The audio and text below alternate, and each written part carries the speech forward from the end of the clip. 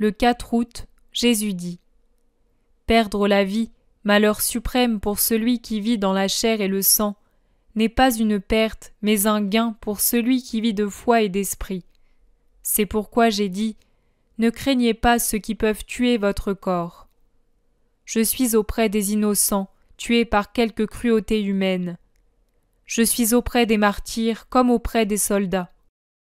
Je suis auprès de ceux qu'opprime un joug familial qui va jusqu'au crime, comme je suis auprès de ceux qu'on a supprimés par des moyens maudits par moi dans des guerres sacrilèges et féroces. Je dis sacrilèges. Et que pourrais-je dire d'autre ? N'est-il pas contraire à ma loi d'agir avec violence, usant et abusant de la force pour des raisons d'orgueil humain, dont le fruit est la destruction des vies et des consciences ? Y a-t-il un temple plus grand que le cœur humain que j'ai créé où je devrais habiter ? Mais le Dieu de la paix peut-il jamais habiter là où résident des pensées de guerre ? Habiter là où, sous l'égide de la guerre, les humains se permettent de coupables licences ?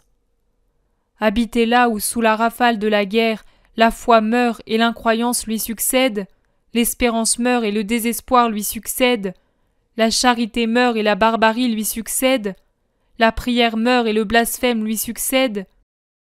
Ces choses ne constituent-elles pas la désacralisation d'un cœur ?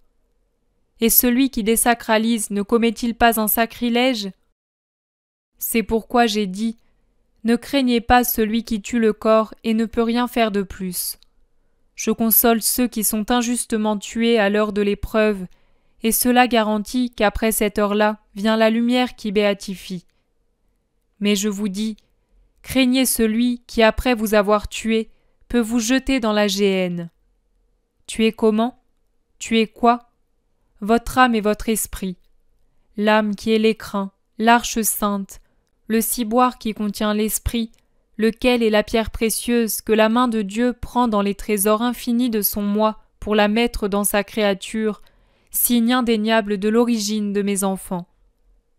L'esprit est à l'intérieur de vos chairs comme le sang dans vos veines. Et comme le sang apporte la vie à la chair pour qu'elle vive ses jours terrestres, ainsi l'esprit apporte la vie à l'âme pour qu'elle vive les jours sans fin. La perte incommensurable est donc celle de l'esprit et non celle d'un peu de chair.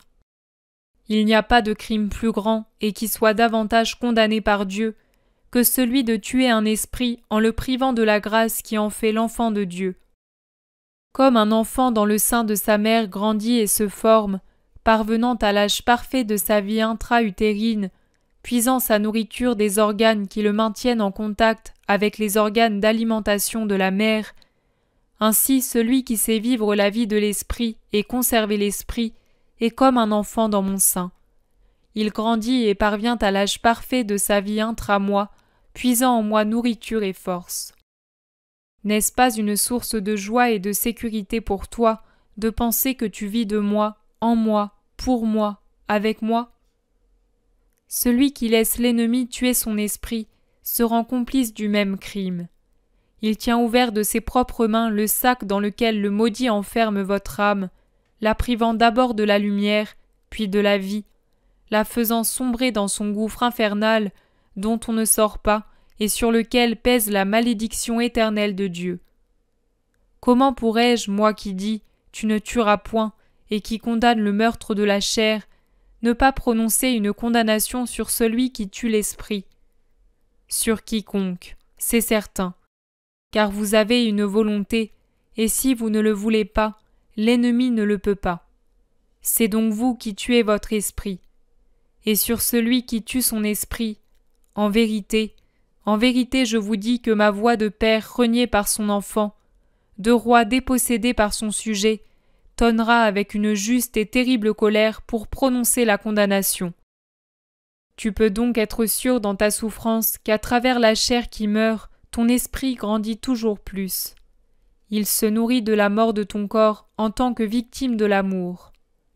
Qu'il sera beau, ce jour où, brisant l'argile de son vase terrestre, ton esprit s'épanouira, libre et fort, pour la joie éternelle de ton Jésus, au ciel.